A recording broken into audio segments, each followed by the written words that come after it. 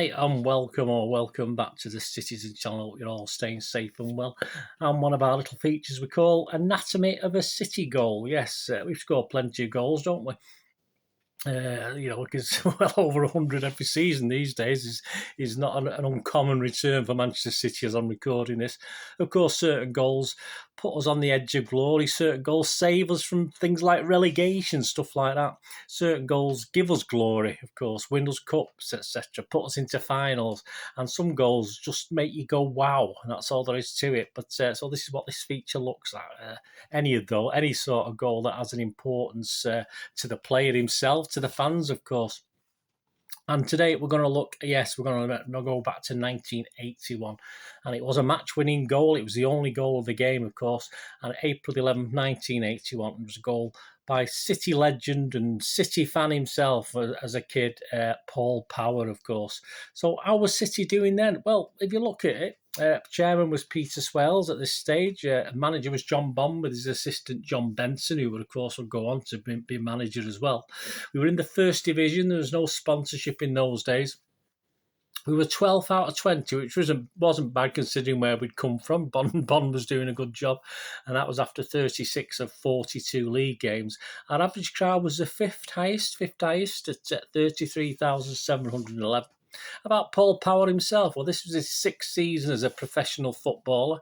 He'd actually signed his professional forms for the 1975-76 season. He was aged 27 at the time of this, and that season he played 37 league games, scoring 4 times. He played 5 FA Cup matches, scoring 4 times, and he played in 7 League Cup games. Didn't score in them, though, so there you go. So that was a total, 49 games, scoring 8 goals, so that wasn't too bad. Here's what people said about Paul Power, who obviously knew him best. Harry Godwin, of course, who was the scout who spotted him, the chief scout at City. He said his left foot was a beauty. He was a genuine blue. He didn't want to play for anyone else. Richard Bott of the Sunday Express said, "You cannot put a price on loyalty. If you could, he'd be worth $1 million. But loyalty is not enough. He can play a bit too." Peter Swales, he said, "A fine leader, superb player and committed clubman." John Bond himself, his manager at the time, said, "Paul is prepared to give everything for the cause of the team, to submerge his own particular talents in what our club needs. He's a marvellous example to everybody else in the team. He's not concerned about personal gains. He just wants the club to succeed. He is, in short, a model professional." Malcolm Allison said of him, "His powers of leadership are outstanding. He commands respect. He drives men on with not bullying tactics, but with forceful encouragement." Derek Potter of the Daily Express said his speed was electrifying. His crosses were a dream for the wide-awake striker and a nightmare for the unwary defender and goalkeeper. Dennis Stewart, a teammate, he's a tremendous player, a great asset to the side. His ability to keep going, his attitude in training has always been first class. And Paul Power on himself, as modest as you'd expect. He said, "I'm not tremendously skillful, but I've always been pretty good at getting into space and running a long way with the ball." On to the day itself. Yes, FA Cup semi-final day, of course, at Villa Park. City versus Ipswich Town, a place at Wembley at stake. Saturday, 11th of April, 1981. A crowd that day, 46,537 were packed in Villa Park. I got a feeling that 2/3 of it was City. I might be wrong. I may have got carried away with the joy of the day. And the City team that day, alongside Paul Power, lining up was Corrigan, Ransom, McDonald, Reid, Caton, Bennett, Gow, Mackenzie, Hutchinson and Reeves. And the sub was Tommy Booth. On Ipswich side, Ipswich, cracking team at the time. They had Cooper, a future City keeper, of course, Mills, Butcher, Tyson, Osman, Beattie, Walk, Muren, Mariner, Brazil and Gates. And their sub was a guy called McCall. So what was the state of play when this sort of goal happened, or leading up to the goal? Of course, we were very much the underdogs going into this. I mean, this Ipswich side was fighting for a treble. It was still going for a league title. It was, of course, going for this FA Cup. But it was also going for the UEFA Cup as well at the same time. A cracking team, one of the best teams, of course, managed by Bobby Robson at the time. And they were dominating this game. They missed chances, not particularly because City did anything, there weren't saves. They just literally had great chances that they were just missing on the day, and we were hanging on for dear life at times. But they did spurn chance after chance. Corrigan was playing very well, but I say it was themselves really letting themselves down. So just some poor finishing. But as time went on, as they grew, as the treble, this looked for a treble. Obviously, in those days, it did affect teams. It did affect players. Like now, obviously, rest-wise, you sort of try to get the same 11 playing week in, week out. Only a really bad injury affected them, they wouldn't do that. And obviously, but as this game sort of got longer and longer, City sort of came back into it more. They certainly seemed more fitter without that pressure of what Ipswich have had. As I said, going for three trophies at this point in time. And we did sort of come back into this game before the 90 minutes was up. But it went into extra time, of course. The 90 minutes came and went 0-0. So let's go to the goal. Yeah, it was in the 100th minute, the 100th minute of the 100th FA Cup final year, of course. And Dave Bennett, some said he was lucky to get the free kick. It looked like a foul to me when you watch it back. But Dave Bennett had won a free kick on the edge of the Ipswich area. I mean, rest might not have given it, but hey, perhaps he looked on us a bit more favourably in those days. We were the underdog after all.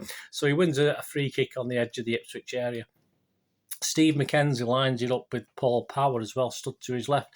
And it was apparently City did practice free kicks, which, at the time, but not in the way the thing panned out in this one. Yeah, it was expected, or they expected an Ipswich player to actually peel off the wall once this Power would normally pass it to McKenzie, who would then pass it on. But obviously it worked the other way around. McKenzie passed it to Paul Power. And the normal thing in training and what they expected was for an Ipswich defender to close the ball down very, very, very quickly. And this would mean that obviously McKenzie, or in this case Paul Power, would then just lay it further on to someone else from an angle. He had Bobby McDonald to his left. It sometimes was Tommy Caton was the plan. But obviously, in this case, the ball wasn't laid off to Bobby McDonald because the actual wall didn't react as quick. I think Paul Power mentioned Eric Gates was on the edge of the wall, and they did react, but not as quickly as he thought. So he had that split second extra to decide what shall I do, and he just put his left foot around it and curled it into the top far corner. Although it probably went at the sort of middle of the stanchion at the back by the time it had dinked down, because he obviously floated it over in front, of course, of the mass City fans in the Whitton Lane stand. And the Ipswich man at the time, Bobby Robson, as I said, mainly blamed his keeper for this, Paul Cooper. He wasn't the biggest of guys, was he? But obviously he had his ball protecting his left-hand side, so he should have really stayed over to his right. But once this ball was played sideways, he sort of got dragged over to his left a little bit. And he seemed a little bit poorly placed, and this is why he got some stick from his manager for this. But he couldn't get back in time to cover it. He a despairing dive, and it just went over him. But let's be honest, tough. Paul Power had took that chance, had made that shot, and what a superb goal it was. And he ran to celebrate, of course, in front of the fans in that end where I was. I was about halfway up to the left-hand side in that end. And it was just placed superbly. And that was it. 1-0 up. Of course, in context, conclusions, it was too late for a tie at Ipswich, of course, to come back. And City played out the rest of the game fairly innocuously. There was no real problems at the back for City, as say Ipswich had just had everything taken out of them with this goal from Paul Power. And we were through to an FA Cup final. Even though we'd been outplayed, as I said, for most of that semi-final, we certainly rode our luck to win a place in the 100th FA Cup Centenary FA Cup final. Ipswich, of course, well, the treble only turned into a very respectful, only, but they actually did win the UEFA Cup, so all credit to them. But they finished runners-up in the league, unfortunately.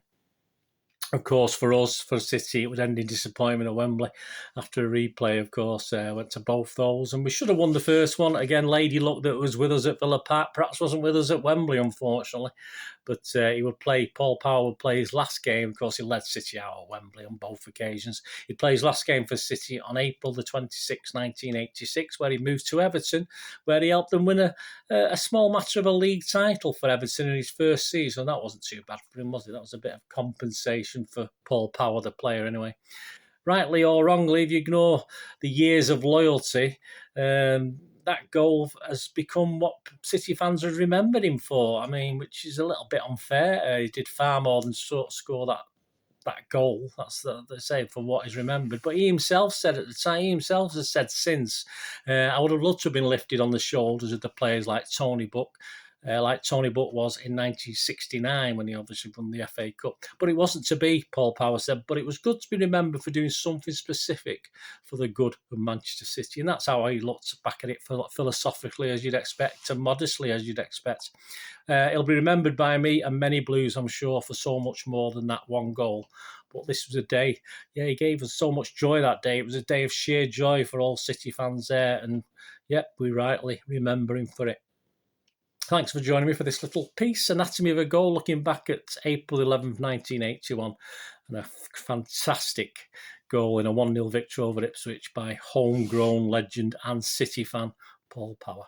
Let me know any memories you've got. Not any, even of the game. I I do remember some good things. I forgot a lot of it. I probably had a few beers that day, so I can't be specific on what I remember. I went on a minibus with a few guys that I didn't really know so well, just a couple, but what a cracking day. Let me know your thoughts and any memories of Paul Power. Have you had a chat with him? I've never talked to Paul Power personally.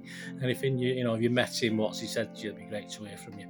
Thanks for watching, guys. Please, until we meet again, just one thing, don't I? Please stay safe, Blues. Come on, City. Thanks for watching. Bye for now.